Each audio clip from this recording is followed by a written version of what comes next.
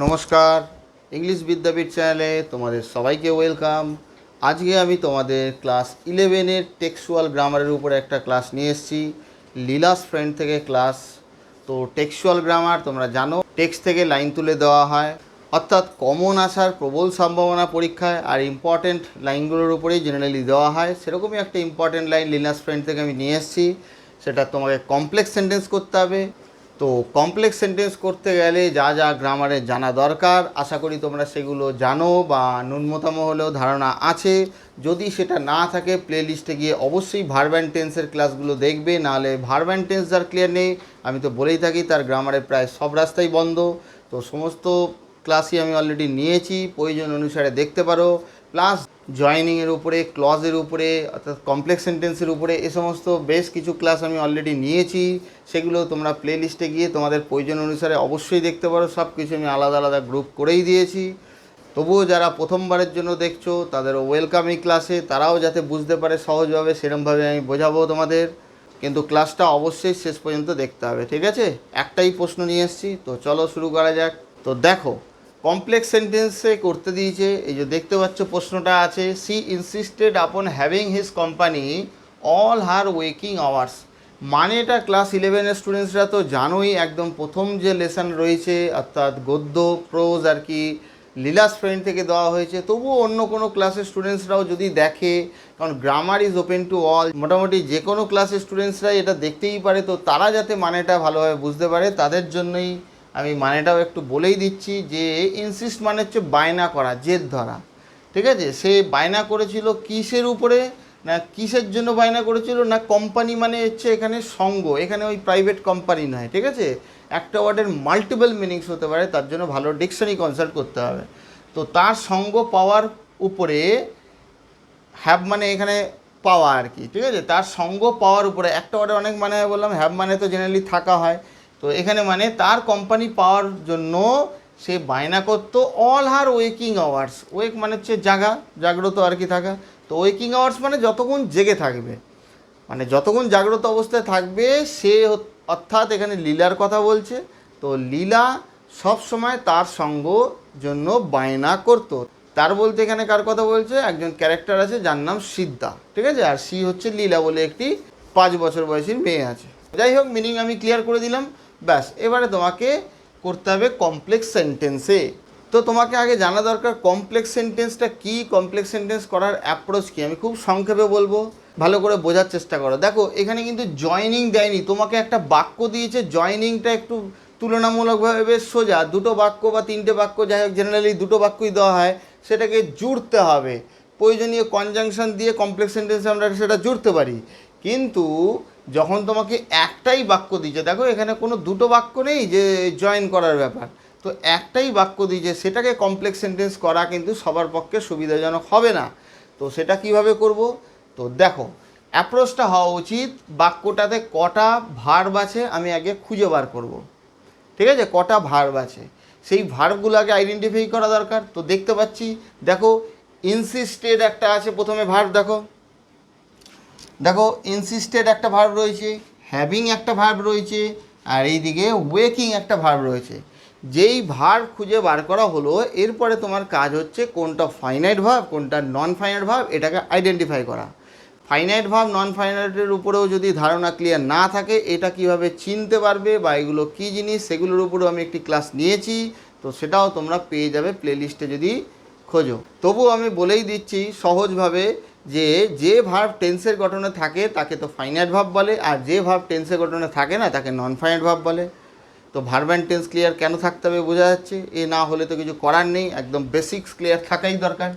তো এখানে দেখতে পাচ্ছি আমরা এইটা V2 মানে সিম্পল পাস্ট টেন্সে আছে। এইটা আইএনজি ফরমেশনে দেখতে পাচ্ছি, আইএনজি ফরমেশনে থাকলে স্টুডেন্টসদের মধ্যে ধারণা কন্টিনিউয়াস হয়, কিন্তু কন্টিনিউয়াসে দেখো তার আগে বি ভার্ব অক্সিলারি রূপে থাকা দরকার, ঠিক আছে?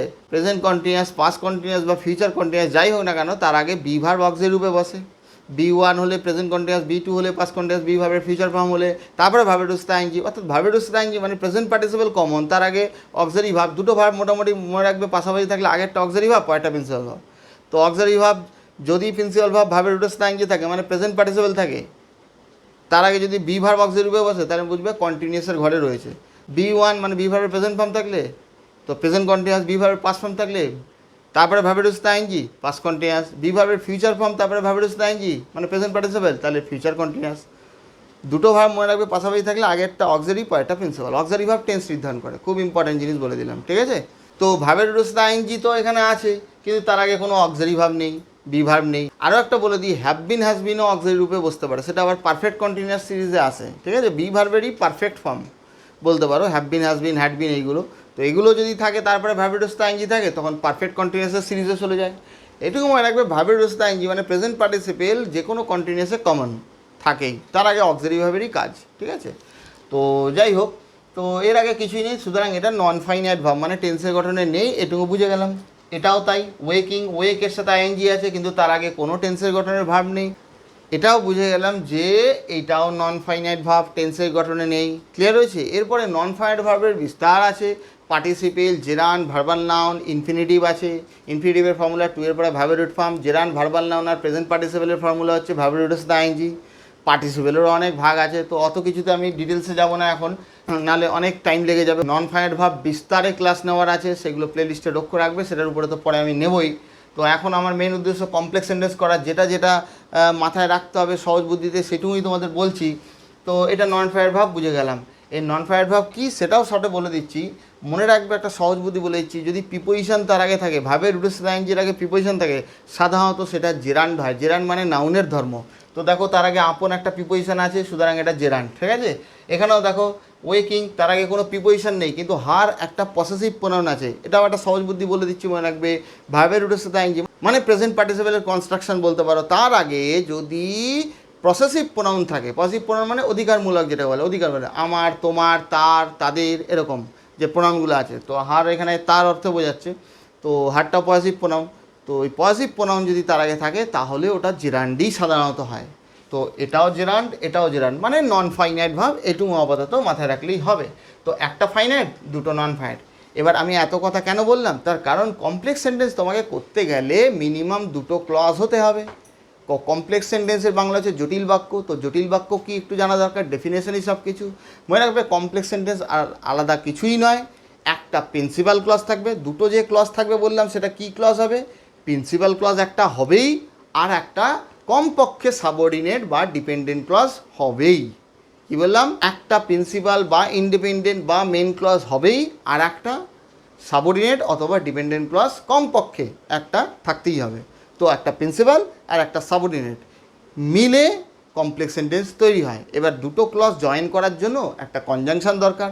তো কনজাংশন আবার দু প্রকারের, subordinating conjunction, coordinating conjunction.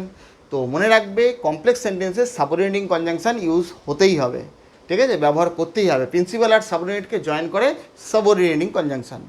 Subordinate ক্লজটা সাবঅর্ডিনেটিং কনজাংশন যুক্ত হবেই। সাবঅর্ডিনেটিং কনজাংশন থেকে শুরু করেই যেখানে ক্লজটা শেষ হয় সেটাকেই সাবঅর্ডিনেট বা ডিপেন্ডেন্ট ক্লজ বলে। এটুকু আশা করি তোমরা জানো, তাও আমি বলে দিলাম।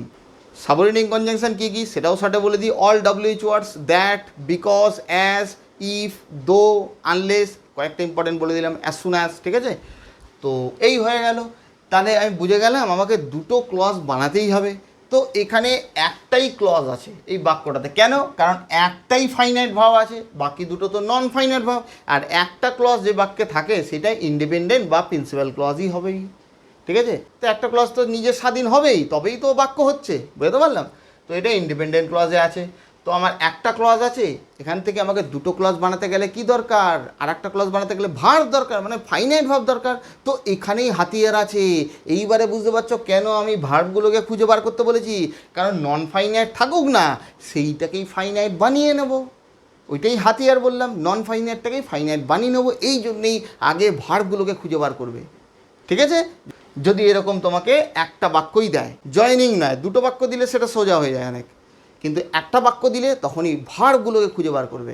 ফাইনাইট যেটা আছে তো আছে, যেগুলো নন ফাইনাইট আছে সেটার মধ্যে দিয়ে দেখতে হবে কোনটাকে ফাইনাইট করলে তোমার সুবিধা হবে, কাজ হয়ে যাবে। তো আমি দেখতে পাচ্ছি দুটো নন ফাইনাইট ভার্ব আছে, তো এর মধ্যে এইটাকে দিয়ে আমার কাজ হতে পারে। তো এখানে দুটো নন ফাইনাইট ভার্ব আছে, এর মধ্যে একটাকে যেটা সুবিধাজনক হবে সেটাকে ফাইনাইটে পরিণত করে দেবো, ব্যাস। একটা তো ফাইনাইট ভার্ব যুক্ত একটা ক্লজ থাকছেই, আর একটা ক্লজ বানিয়ে দেবো সাবঅর্ডিনেটিং কনজাংশন দ্বারা জয়েন করলেই, ব্যাস হয়ে গেল প্রিন্সিপাল আর সাবঅর্ডিনেট মিলে কমপ্লেক্স সেন্টেন্স। তো দেখি কীভাবে করবো। সি ইনসিস্টেড, সে বায়না করেছিল, এই ফাইনাইট ভার্ব হয়ে গেল। আমি বলতে পারি যে সে বায়না করেছিল যে তার কোম্পানি মানে সিদ্ধা, বললাম একটি ছেলের কথা এখানে হিজ বলতে, ঠিক আছে, তার সঙ্গ পেতেই হবে বা পাওয়া দরকার যতক্ষণ সে জেগে থাকবে, মানে তার জাগ্রত বা মানে জেগে থাকার সময় আর কি। তো তাহলে আমি এটা যে সেন্সটা আছে, সে বায়না করেছিল যে ইংরাজি, তো দ্যাট হয় জানি আমরা, সাবঅর্ডিনেটিং কনজাংশন একটা দ্যাট বললামই, দ্যাট। এবারে একটা ক্লজ আমি যে তৈরি করব, ক্লজ তো এক প্রকারের বাক্যই, ছোট বাক্য। তো বাক্যের ডেফিনেশন কি, আগে কর্তা তারপরে ক্রিয়া সাধারণত হয়, তার মানে একটা সাবজেক্ট আনতে হবে, তারপরে ফাইনাইট ভার্ব আনতে হবে, সাবজেক্ট ভার্ব কম্বিনেশন থাকতে হবে, ভার্ব বলতে ফাইনাইট ভার্ব। তাহলে সাবজেক্ট এখানে কি আনতে পারি, এখানে কে, কর্তাকে, তার পাওয়া দরকার, তার বলতে এখানে কে, অবশ্যই এই সি, লীলার কথা বলছে মানে সি আনবার প্রনাউন, ঠিক আছে, সাবজেক্টিভ ফর্মে নিয়ে এলাম সি। তারপরে এইটাকে ফাইনাইট ভার্ব করলেই হয়ে যাবে। তো এখানে সেন্স অনুসারে করব, কোন ফর্মে আমাকে করা দরকার। তো এখানে একটা মোডাল আনা দরকার আছে, শুড বা মাস্ট, যেটা তুমি আর সুবিধা হয়। মাস্ট হ্যাভ, তারপরে যা আছে তাই, his company all her waking hours, finish, হয়ে গেল। যে তার পাওয়া দরকার বা পেতেই হবে, সি ইনসিস্টে, সে বায়না করতো যে তার পাওয়া দরকার তার সঙ্গ তার সমস্ত ওয়েকিং আওয়ার্সে, মানে যতক্ষণ সে জেগে থাকবে আর কি। তাহলে এখানে দেখো সি তো সাবজেক্ট হলো, তারপরে মোডাল অক্সিলারি একটা এলো না, শুড অথবা মাস্ট, যেটা খুশি। তো আমার মনে হয় শুডের ব্যবহারটাই মোস্ট অ্যাপ্রোপ্রিয়েট এখানে হবে। মাস্টটাও করতে পারো, তার কারণ এখানে ইনসিস্টেড ব্যাপার আসছে, ইনসিস্ট মানে বায়না করা বা জেদ করা, যে পেতেই হবে এরকম একটা ব্যাপার, তো ওই জন্য মাস্ট করতেই পারি। তো মনে রাখবে মোডালের পরে সর্বদা ভার্বের রুট ফর্ম বসে, এটাও একটা ফর্মুলা বলে দিলাম। মোডালের পরে সর্বদা কী হয়, ভার্বের রুট ফর্ম, সে যে ভয়েসেই হোক। তো শুডের পরে দেখো বা মাস্টের পরে যে কোনো একটা মোডাল নেবে, তারপরে দেখো হ্যাভ রুট ফর্ম হয়েছে কি না। দেখো আইএনজিটাকে হাঁটিয়ে দিয়েছি, আইএনজির তো কোনো প্রয়োজন নেই, কারণ মোডালে পরে সর্বদা ভার্বের রুট ফর্ম বসে। তো মোডালে পরে ভার্বের রুট ফর্ম, এটাও একটা ফাইনাইট ভার্বের কম্বিনেশন, এটাও একটা ফাইনাইট ভার্বই তৈরি হয়। বোঝাতে পারলাম? তাহলে এই সাবঅর্ডিনেটিং কনজাংশন থেকে শুরু করে এইখানে শেষ হচ্ছে, এটা হচ্ছে সাবঅর্ডিনেট ক্লজ, এটা একটা ক্লজ হলো। শুড হ্যাভ বা মাস্ট হ্যাভ হচ্ছে ফাইনাইট ভার্ব, ফাইনাইট ভার্ব মানেই একটা ক্লজ, যতগুলো ফাইনাইট ভার্ব ততগুলো ক্লজ। তা পুরো হোল বাক্যটাতে এটা একটা ফাইনাইট ভার্ব, এটা একটা ফাইনাইট ভার্ব, দুটো ফাইনাইট ভার্ব তো হয়েছে। তো এটা এই ফাইনাইট ভার্ব যুক্ত ক্লজটা সাবঅর্ডিনেটিং কনজাংশন যুক্ত হয়েছে, ওই জন্য এটাকে সাবঅর্ডিনেট বা ডিপেন্ডেন্ট ক্লজ বলবো। আর এই যে ক্লজ একটা হয়েছে তার কারণে এটা একটা ফাইনাইট ভার্ব রয়েছে মানে এই ক্লজ, তো এই ক্লজটাকে প্রিন্সিপাল বা ইন্ডিপেন্ডেন্ট ক্লজ বলবো, তার কারণ এই কোনো সাবঅর্ডিনেটিং কনজাংশন যুক্ত হয়নি। বোঝা গেল? এই স্বাধীন বাক্যাংশ এর উপরে নির্ভর করে রয়েছে বা ডিপেন্ড করে রয়েছে, ওই জন্য এর নাম ডিপেন্ডেন্ট ক্লজ। একে বাদ দিয়ে এই সাবঅর্ডিনেট ক্লজ নিয়ে কোনো বাক্য হবে না, এই জন্যই তো এর নাম সাবঅর্ডিনেট বা ডিপেন্ডেন্ট ক্লজ। বোঝা গেল? এর উপরে নির্ভরশীল, কিন্তু একে বাদ দিয়ে এর একটা অর্থ হয়, এর জন্য এর নাম প্রিন্সিপাল বা ইন্ডিপেন্ডেন্ট মানে স্বাধীন বাক্যাংশ। কিন্তু আমাকে তো এটা দুটোই প্রয়োজন, কারণ নাহলে প্রিন্সিপাল আর সাবঅর্ডিনেট ক্লজ যদি না হয় সাবঅর্ডিনেটিং কনজাংশন যুক্ত, তাহলে তো কমপ্লেক্স সেন্টেন্স হবে না। তো আমার কমপ্লেক্স সেন্টেন্স করতে বলেছিল, হয়ে গেল প্রিন্সিপাল ক্লজ সাবঅর্ডিনেট ক্লজ। বোঝা গেল? এটাকে আমি শর্টে লিখে দিচ্ছি P dot C principal clause, এটাকে আমি শর্টে লিখে দিচ্ছি ডি ডট সি মানে ডিপেন্ডেন্ট ক্লজ বা সাব ক্লজ বলতে পারো। ক্লিয়ার হয়েছে? তাহলে প্রিন্সিপাল সাবঅর্ডিনেট নিয়ে সাবঅর্ডিনেটিং কনজাংশন যুক্ত, এই যে সাবঅর্ডিনেটিং কনজাংশন যুক্ত, ঠিক আছে, হয়ে আমার আলটিমেটলি কমপ্লেক্স সেন্টেন্স তৈরি হলো। কমপ্লেক্স সেন্টেন্সের ডেফিনেশন বললাম, প্রিন্সিপাল ক্লজ একটা থাকতেই হবে, আর সাবঅর্ডিনেট ক্লজ কমপক্ষে একটা থাকতে হবে, একের অধিকও থাকতে পারে, কমপক্ষে একটা। তো আমার একটাই প্রয়োজন, একটাতেই হয়ে গেছে কাজ, হয়ে গেল কমপ্লেক্স সেন্টেন্স। বলো বুঝতে পারলে কি না? তো আমি সরে গেলাম, নোট ডাউন করে নেবে, ঠিক আছে, বা স্ক্রিনশটও করে রাখতে পারো। তো এইগুলো নিয়ে টাইম দেবে, ভাববে, যেভাবে ভাবতে শেখাচ্ছি এই অ্যাঙ্গেলে ভাবতে শেখো এবং প্র্যাকটিস করো, আরামসে পারবে, ঠিক আছে। আর এইগুলো তো আমাদের বললাম পরীক্ষার ক্ষেত্রেও খুবই ইম্পর্টেন্ট, সাজেস্টিভ বলতে পারো, কারণ টেক্সচুয়াল গ্রামার মানে লাইন তুলে দেওয়া হয়। তো পরীক্ষার ক্ষেত্রেও খুবই ইম্পর্টেন্ট এবং শেখার জন্য তো অবশ্যই। তো আশা করি তোমাদের শেখাতে পারলাম যে কিভাবে কমপ্লেক্স সেন্টেন্স সলভ করব। যদি জয়েনিং না দেয়, একটা বাক্যের উপরেই দেয়, কোথাও একবারে বুঝতে অসুবিধা হলে সেই জায়গাটা প্রয়োজনে বারবার শুয়ে নেবে, ঠিক আছে। তারপরে প্রয়োজনে তোমরা কমেন্ট করতে পারো। তোমরাও যদি কিছু গ্রামার তোমাদের অসুবিধা হয়ে থাকে সেটা তোমরা ডু অ্যাজ ডিরেক্টেড আর কি সেখানে লিখতে পারো। যদি সেটা আমার মনে হয় যে সেটা সবার ক্ষেত্রে দরকার বোঝানো, তো অবশ্যই সেটার উপরে আমি ক্লাস নিয়ে আসবো। ঠিক আছে? ওকে, থ্যাংক ইউ। আজকে এই পর্যন্তই রইলো।